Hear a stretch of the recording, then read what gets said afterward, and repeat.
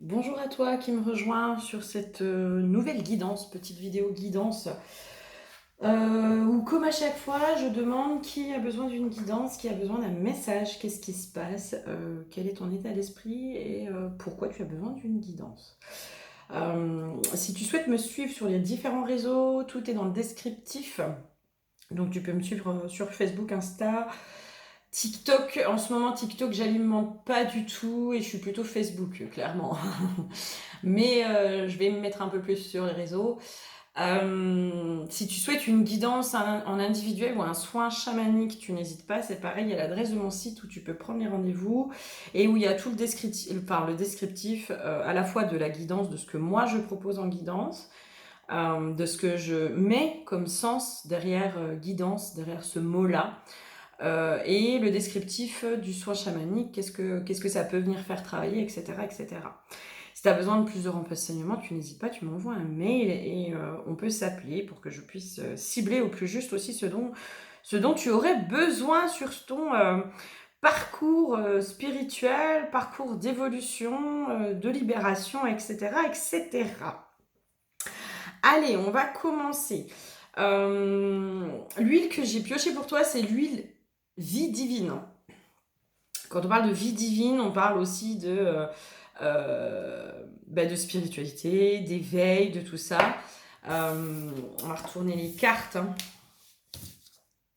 Je les avais déjà vues un petit peu avant, donc j'avais déjà 2-3 infos.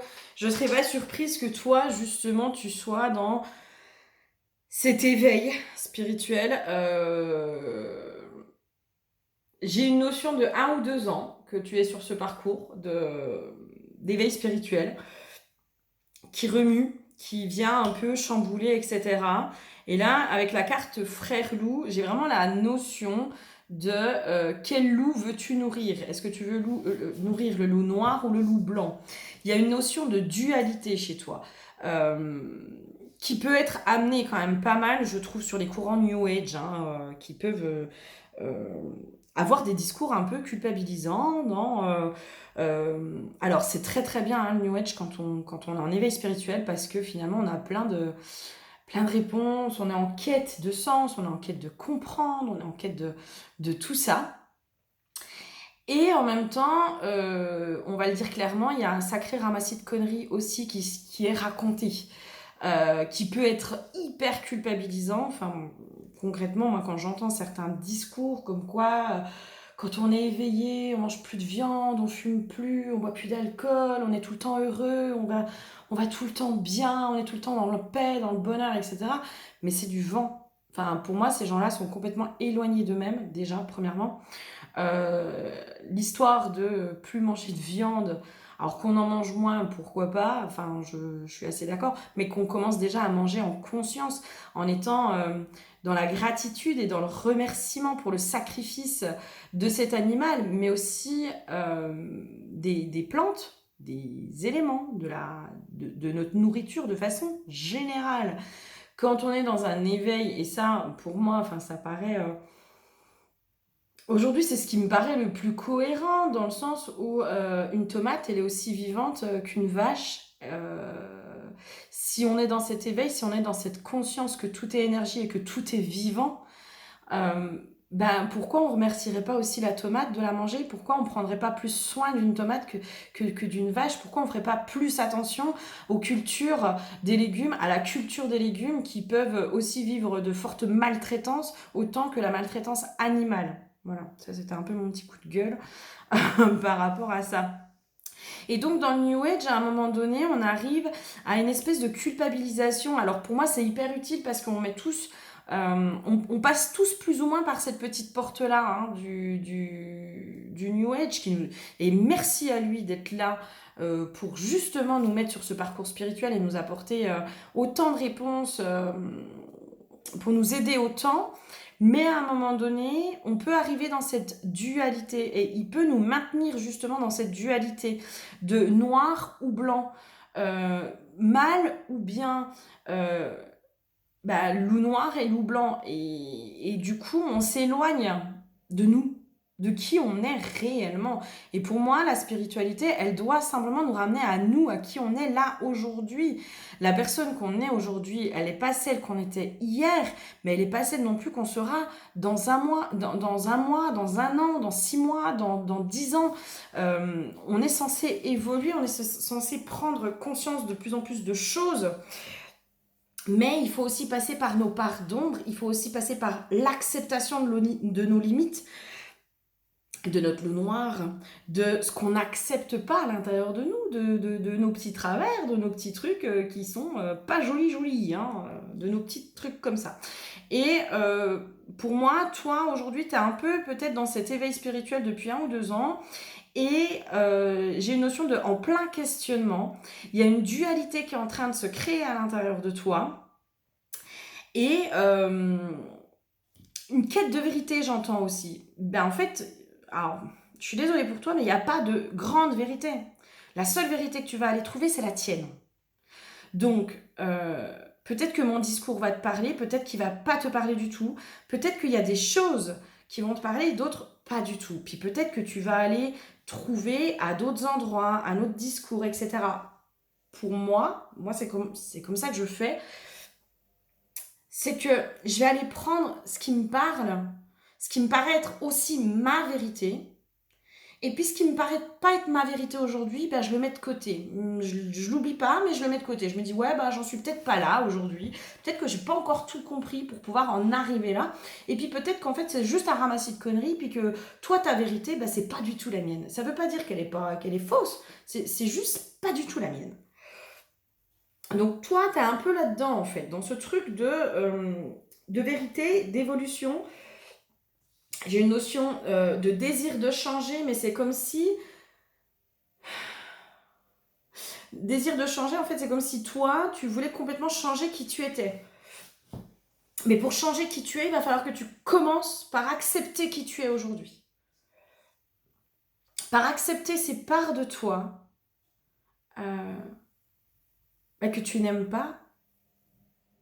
Parce que la notion du loup... Alors moi, j'aime énormément... Enfin, le loup fait partie de mes totems. D'ailleurs, fait partie de mon... Enfin, est mon animal totem. Le loup, moi, j'aime beaucoup ce qu'il dégage.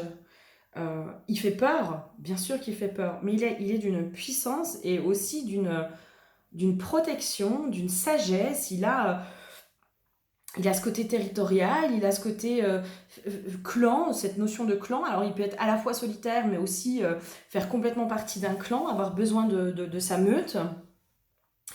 Le totem du loup, il est dans quelque chose qui peut faire peur. Et là, en fait, pour moi, j'ai ce truc j'ai peur de mes parts d'ombre, de l'ombre, peut-être même de l'ombre. Alors, premièrement, l'ombre, ton ombre intérieure, c'est ce que tu n'as pas encore remis en conscience. Donc, tu vois, ça fait pas si peur quand on le dit comme ça fait pas si peur.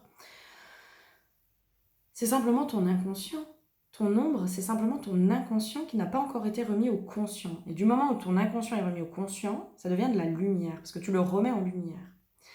Ton ombre, ça peut être vu aussi comme, entre guillemets, tes défauts. Ben, il en faut bien, hein, parce que je te rassure, personne n'est parfait. On est tous parfaitement imparfaits.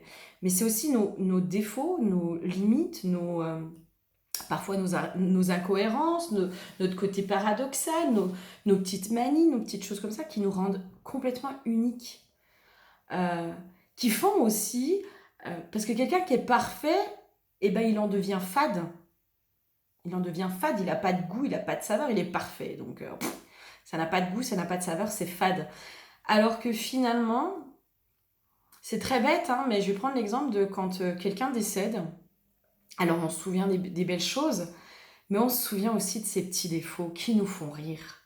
Qui nous font rire et on se dit « Ah, mais ouais, tu te souviens, machin, il était comme ça. Ah, c'était chiant, mais finalement, qu'est-ce que ça nous manque ?» Et nos défauts, ben, c'est ça en fait. C'est notre particularité. C'est ce qui fait qu'on est complètement unique. C'est ce qui nous rend complètement unique, spécial, précieux. Précieux. Et tu vois... là, tu es en train de rejeter cette part précieuse de toi, finalement. Et ça vient créer vraiment cette dualité à l'intérieur de toi. Moi, je sens vraiment une dualité. C'est assez... c'est assez... Allez, qu'est-ce qui se passe? Ok. Il y a une notion aussi où, alors, en effet, tu te poses beaucoup de questions et tu en es peut-être arrivé à une phase où tu doutes de la spiritualité, tu doutes peut-être de ce qui peut être dit, des discours qui peuvent être... Il y a des choses que tu remets en question autour de la spiritualité. Alors c'est très très bien parce que pour moi dans la spiritualité, il faut aussi qu'on continue à faire preuve de discernement. L'ombre se cache aussi dans la spiritualité. L'ombre, à cet endroit-là, ça peut être aussi l'ego spirituel. L'ego spirituel, il peut être ultra présent chez certaines personnes. Moi, j'ai pu être dedans. Je pense qu'on est beaucoup à passer par là, par cette histoire d'ego spirituel. Et à un moment donné, il fallait le faire péter. Il y a une notion où tu remets en doute peut-être la spiritualité, les discours qui sont tenus. Moi, je parle de fausse lumière à certains endroits. Pour être passé par le parcours de flamme jumelle, donc moi, c'est quelque chose auquel j'ai cru, je me suis énormément investie, etc. Je suis arrivée à un constat où je ne remets pas en question ce lien d'âme. Je suis convaincue qu'il y a des liens d'âme qui sont beaucoup plus spécifiques que d'autres, qui viennent beaucoup plus nous heurter, nous chahuter, qui viennent nous mettre en vrac, parce que pour l'avoir vécu sincèrement, enfin, je ne peux pas le nier, ça c'est clair. Par contre, il y a aussi la fausse lumière qui peut se cacher derrière ces trucs-là, qui peut nous maintenir dans une illusion, qui peut nous maintenir dans des discours qui nous mettent dans de l'attente, qui nous mettent dans l'illusion du retour de l'autre, qui nous mettent aussi dans une culpabilisation de si l'autre il n'est pas revenu, c'est qu'en gros, t'as pas encore fait le job. Ah!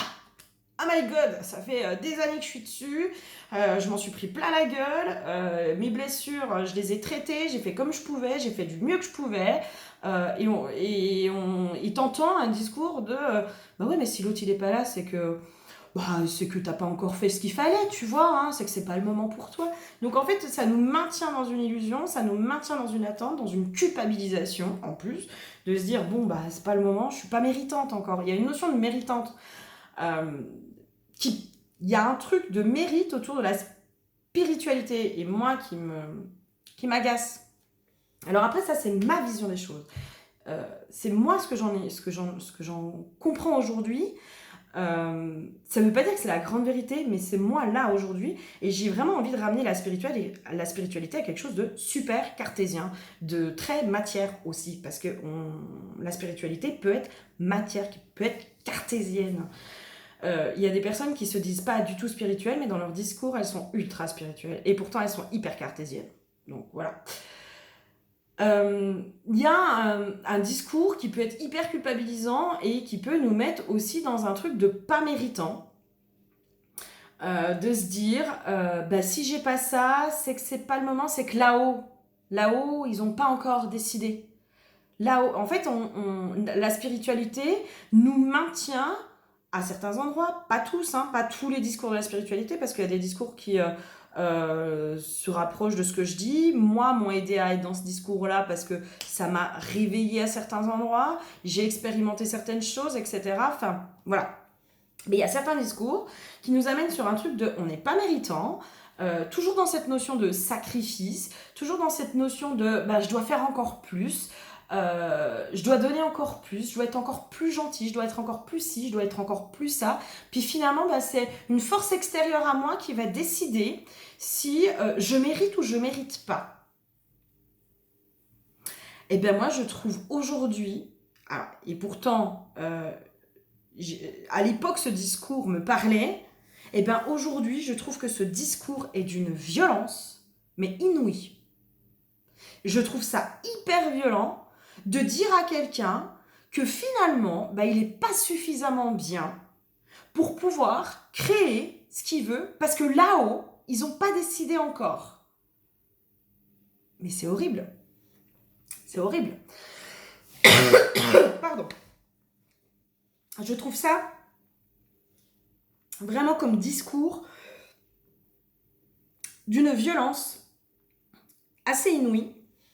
Et aujourd'hui, j'aurais plutôt envie de dire, si tu n'arrives pas à manifester ce que tu veux dans la matière, c'est que oui, il y a quelque chose qui bloque, mais c'est pas une énergie extérieure à toi, parce que encore une fois, ça veut dire que tu donnes ton pouvoir à quelque chose d'extérieur.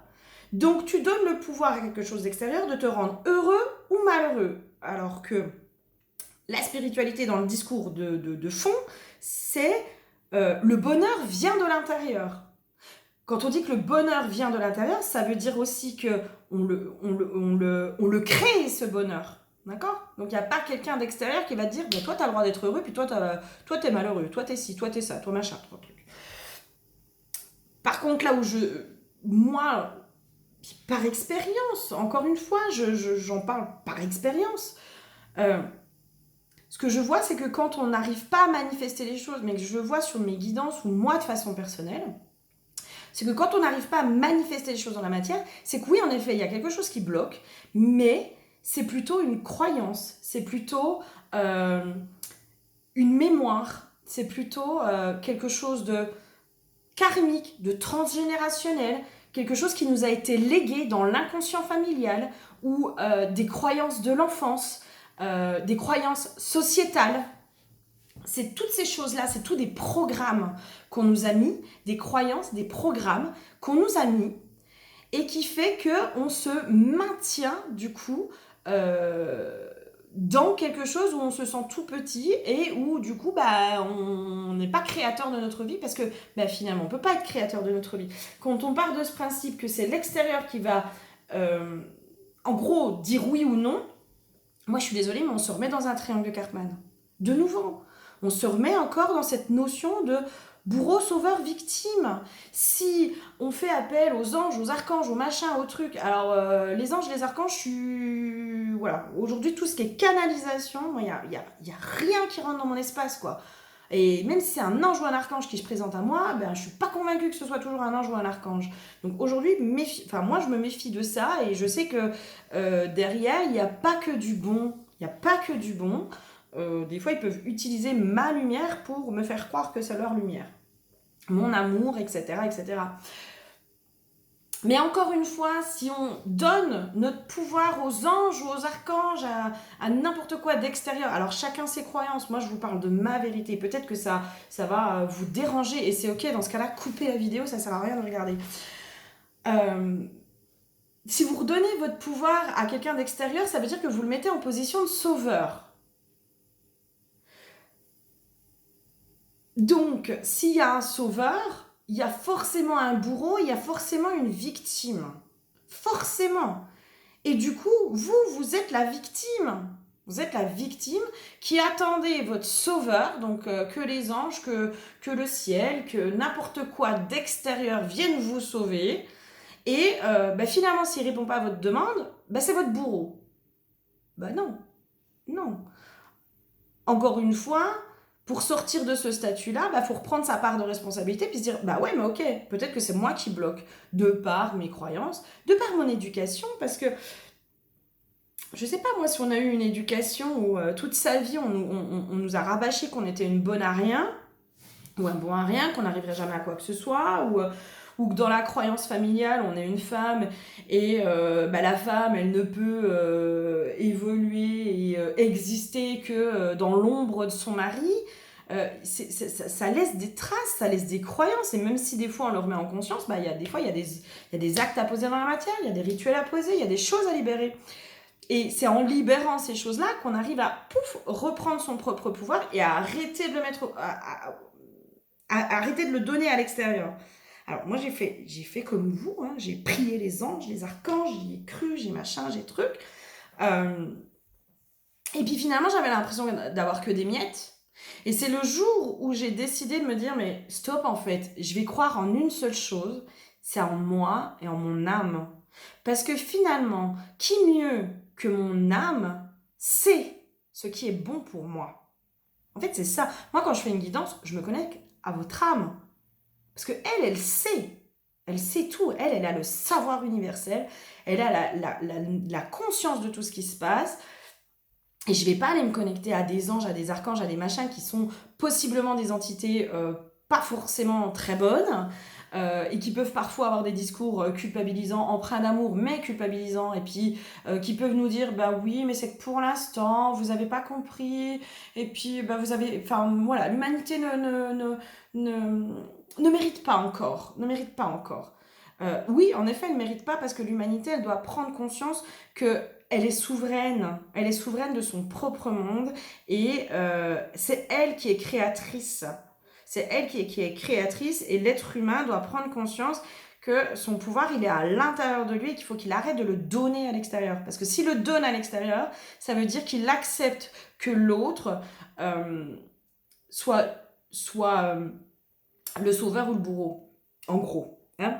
Voilà, tu verras si mon discours te parle, mais en tout cas, il y a un truc comme ça où aujourd'hui tu remets tout en question, tu te poses énormément de questions et je pense que dans la spiritualité, il faut remettre les choses en question, il faut se poser des questions, il faut faire preuve de discernement et il ne faut pas prendre pour parole d'évangile ce qu'un tel ou un tel a dit. Et même moi, ne prenez pas pour parole d'évangile, c'est aller faire votre propre expérience aussi. Là où j'en suis, c'est parce que je suis allée expérimenter diverses choses qui fait que je suis allée faire péter mes croyances. Alors, sincèrement, hein, moi j'étais à fond dans les flammes jumelles. Hein, team flammes jumelles, j'étais à fond, je kiffais, j'y croyais à fond, etc., etc., etc. Quand je me suis pris dans la tronche que peut-être qu'en fait derrière les flammes jumelles il y a quand même pas mal de fausses lumières qui maintient dans l'illusion, qui maintient dans l'attente, qui maintient dans quelque chose qui est pas sain,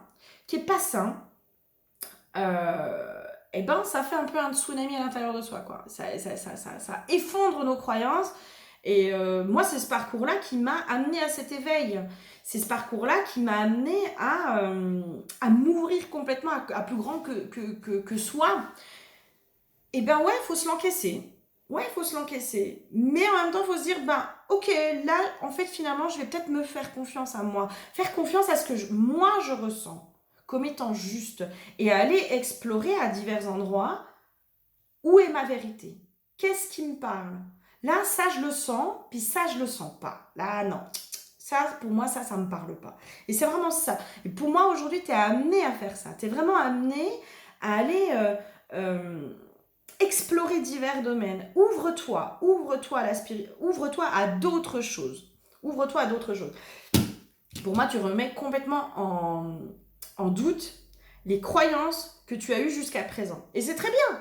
C'est très bien. C'est que toi, tu vas aller faire, du coup, tu vas aller incarner ta propre spiritualité. Parce que pour moi, nous incarnons tous notre propre spiritualité.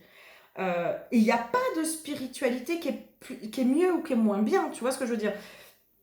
Pour moi, la fausse lumière, elle sert la lumière, tu vois? Et merci à elle, parce qu'elle donne plein d'informations aussi. Et du coup, dans ce principe de vouloir nous maintenir dans une illusion, nous maintenir dans une attente et dans le pouvoir est à l'extérieur, eh ben, elle nous donne aussi plein d'infos et plein d'outils. Donc, merci à elle.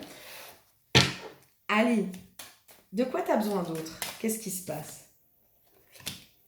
Peut-être faire une pause dans tout ce qui est dit, dans toutes ces choses-là. Peut-être que tu as besoin de faire une pause. J'ai une notion aussi de mettre ton cœur en pause. Pourquoi? Je ne sais pas, mais il y a une notion de mettre ton cœur en pause en ce moment. Allez, qu'est-ce qu'il y a d'autre pour toi? C'est quoi les conseils pour toi? Ouais, de vraiment faire une pause.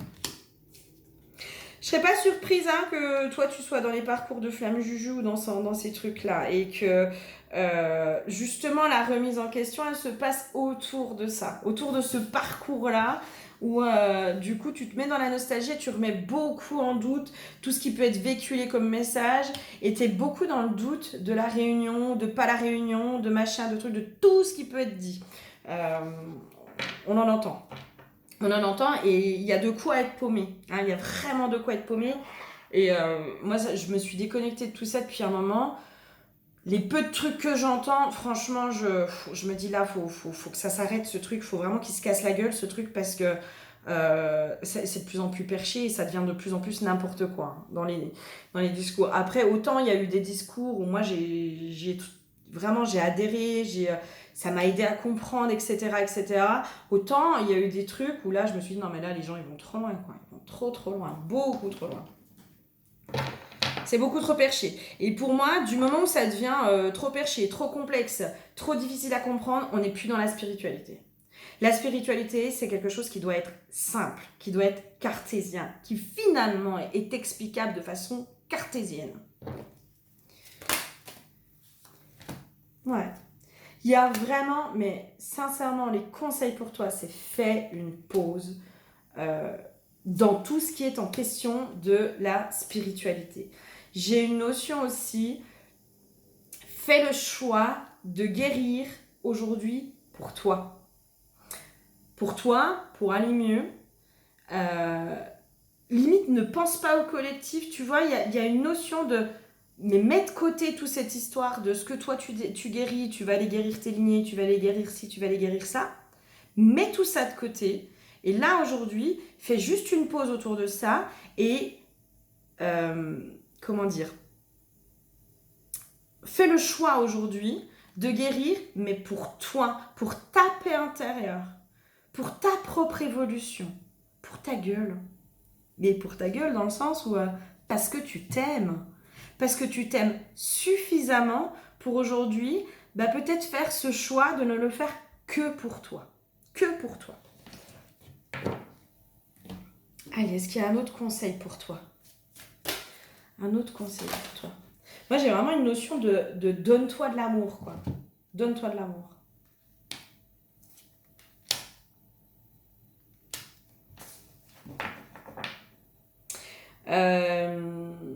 Ah oui, bah tiens, je vais t'en parler, ouais, pourquoi pas.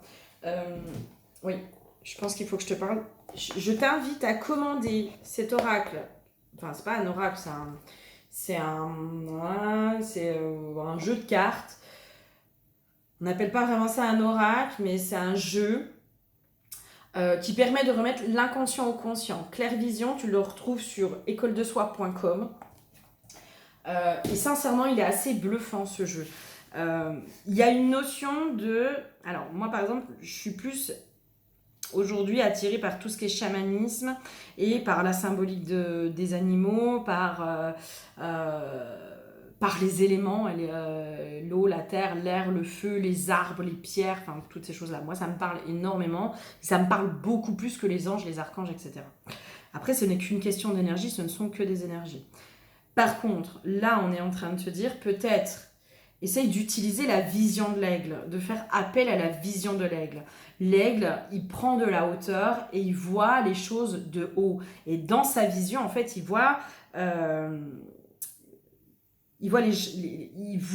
a une vue d'ensemble, en fait, de ce qui se passe, tu vois.